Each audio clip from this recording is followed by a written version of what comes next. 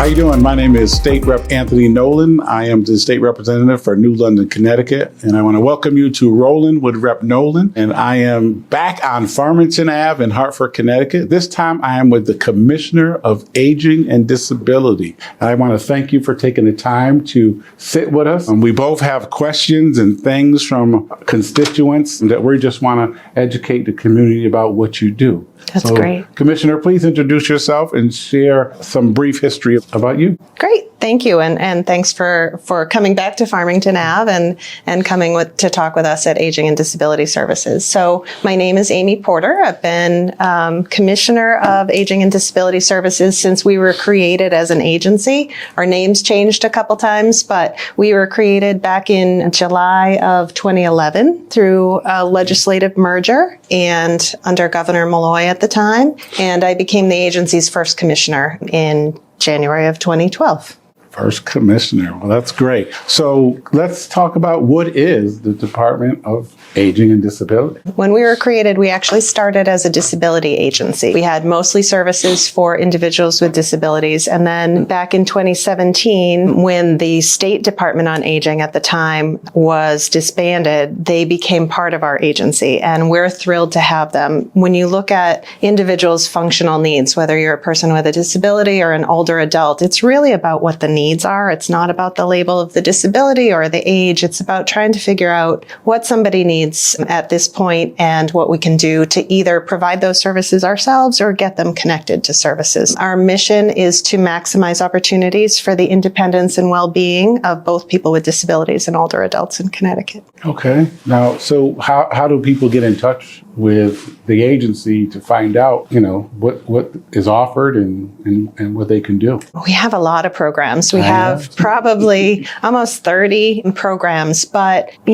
we pride ourselves on answering the phone, talking with people, because, our systems can be complicated to navigate. So if they call our direct line here, which is 860-424-5055, somebody from my team here will answer the phone and really try to help connect them to the next best resource. Our website also has, at the bottom of the pages, has a contact us option, so people can post questions there, and our webmaster is checking it regularly. She either answers the questions herself. She knows a lot about the services we have and also the services in the state, and she'll get people connected appropriately. Or they can call our individual programs, but sometimes people don't know what program to ask for, so calling us is good. You have numerous programs through your agency, and could you share some of the top 3 maybe that you really have a lot of people contacting you about? Sure. All of our services and programs are important and for the folks who need them, but probably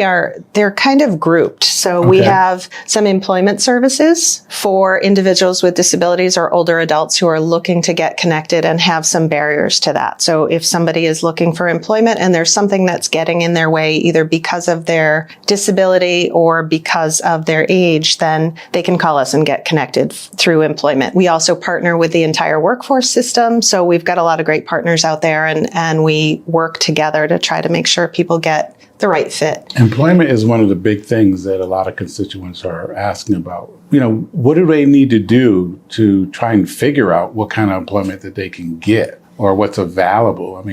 I know there's probably multiple things that they can do, but how does it start? Right. So some individuals, some people have a disability. They don't need our agency. They can go on their own. They know exactly how to navigate the system. They have training. They have whatever they need. But other folks either haven't worked or maybe their disability sort of changed the course of their employment journey. And so they can come to us, and we do individualized planning. So it's not a one size fits all. We do try to pay attention to labor market trends because there's no point in preparing somebody for a job that then doesn't exist in our economy. But, people can come to us and we'll do individual planning with them to help figure out if they're eligible for our services, what that journey might look like. Does it include training? Does it include assistive technology? Does it really just need a different path into an employer? Maybe they need to be seen in a different light, seen in action rather than in an interview. Maybe somebody who doesn't present themselves well in interviews. We have relationships with employers where, we can help people get competitive integrated employment, but maybe through different doors. Okay. And you guys have some core values that you work by. You want to talk about those? We do. We had a strategic planning process, and we involved folks from all levels of our agency when we were sort of creating ourselves, trying to figure out, okay, we're now this aging and disability agency. So who are we? So we had staff from all levels come together and talk about, well, what are our core values? So they came up with 4, which the agency has embraced and adopted. So really it's about integrity, it's about respect, it's about professionalism, and it's about open communication. So those are pretty much the things we need to survive in life on a positive side. Exactly. To try and make sure that, people can or feel comfortable enough to come to us for Exactly. the issues that they are going through or the things that they need to look at. So Right. I commend your agency on those 4 core values, because that is what makes Connecticut move forward to being one of the best states in our country. Right. So a lot of people asked about respite care. I know you got statewide respite care, but can you share, how you guys work with people in regards to respite care? Sure. So we know we have an aging population here in Connecticut. We're, I think, the 7th oldest state right now. So we want to make sure that respite care is available to people. We provide some of our services directly, and we provide some through our community partners. So we have a federally required mandate to work with area agencies on aging. And in Connecticut, we have 5 incredible area agencies on aging. So we work with them. We get federal funding, we get state funding, and we're able to direct that to our area agencies on aging. So they offer the statewide respite care program. And it's really about short-term relief for folks who are caring for loved ones, to be able to give the caregiver a break, to be able to continue what they need to do. Yeah. So, and that was another question. I have a lot of caregivers that are family members, and there's a lot of requests for family members to get a salary just like if you were to hire a caregiver. Is there anything being worked out, or is there anything that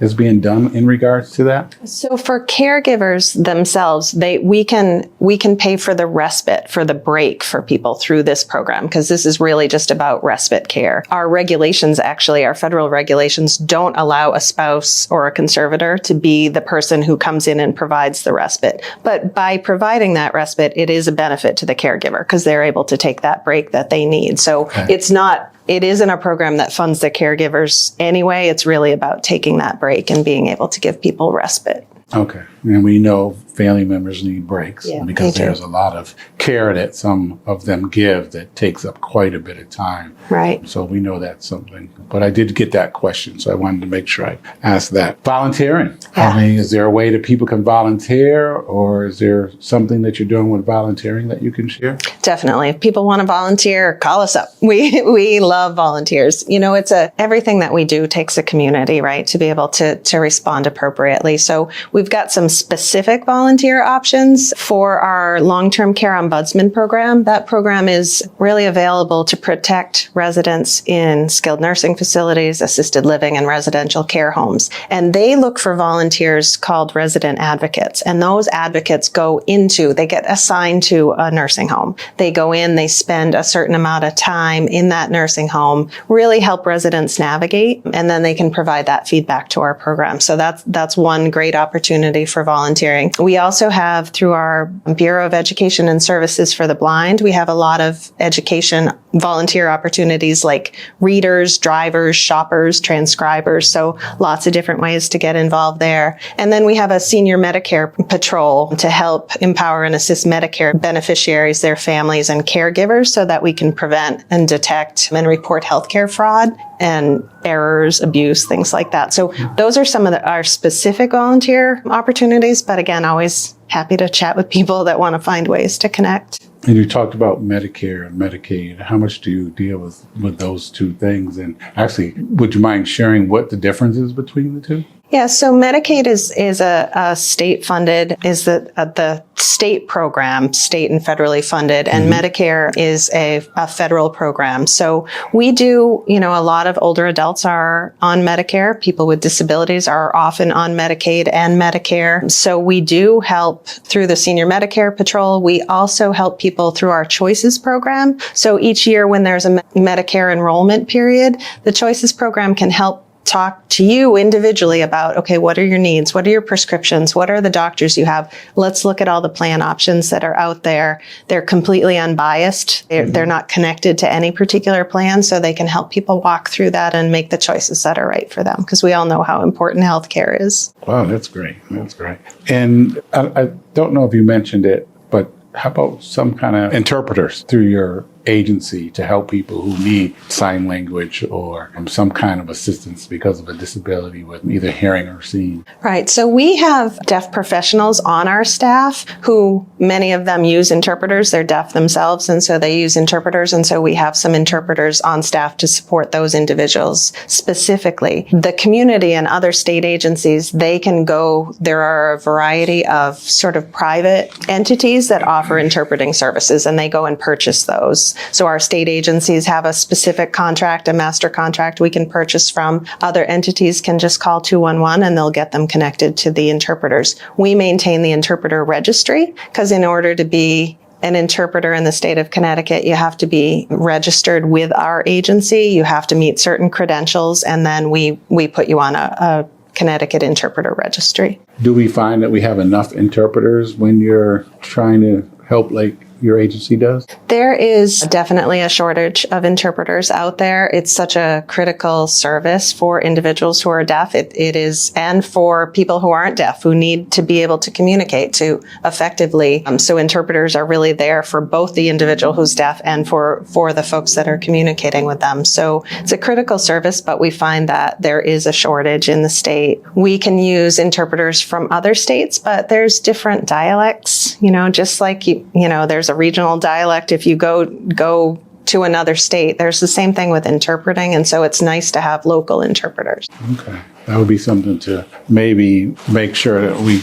can address with some kind of assistance fund-wise with certification or something. Figure out how we can increase the pool. Yeah. And a final question there was in regards to driver training program. Right. Let's hear a little bit about driver training program. We have a very small driver training program, but it's targeted towards individuals who need adaptive equipment in order to drive. So maybe it's a knob on the steering wheel, or maybe it's a left foot, a gas pedal. We have 3 individuals who go out and do the training. So if I needed to use an adaptive piece of equipment to drive, I would go and I would meet with one of our driver training inspectors and go out on the road with them. They do an assessment. If I don't need a lot of training, then they'd send me to DMV for licensing. They could make a recommendation. But if it's brand new and I'm, brand new to the adaptive equipment, then they'll help me learn how to use it, help me navigate, and make sure that I'm safe moving forward. But we have people that, if they move from another state and they were using adaptive equipment in another state, they're ready to go, right? Yeah. They just need to have the recommendation to move forward with licensing. Yeah. Adaptive equipment and vehicles a lot of people aren't familiar with the many different things that are out there. I was a police officer for 23 years, and I had run into numerous people that have adaptive equipment. And I was like, wow. I said, I never knew about some of the, the left-hand gas, and, some of the different mechanisms to help steer the car.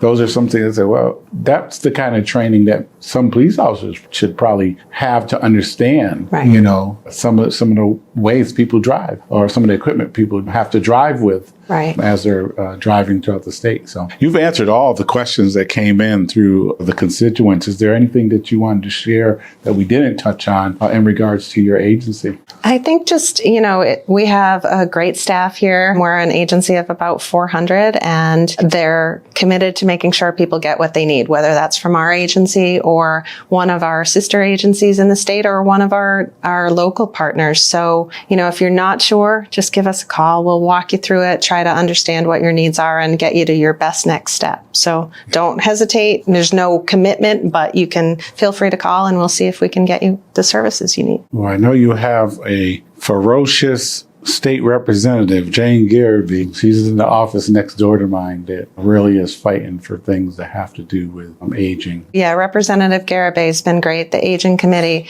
we go in front of both Aging and Human Services most commonly, and they've been great partnerships. I think they understand the issues, and we have a great working relationship to be able to move things forward. Well, thank you for your time. Thank you. We appreciate it. And the information that we talked about was a lot of things that people wanted to hear about. So thank you very much for spending time with us. Great. Thank you. Thanks for coming. So once again, my name is Anthony Nolan. You just watched Rollin with Rep Nolan, an informational and educational podcast to get information out. Thank you and have a nice day.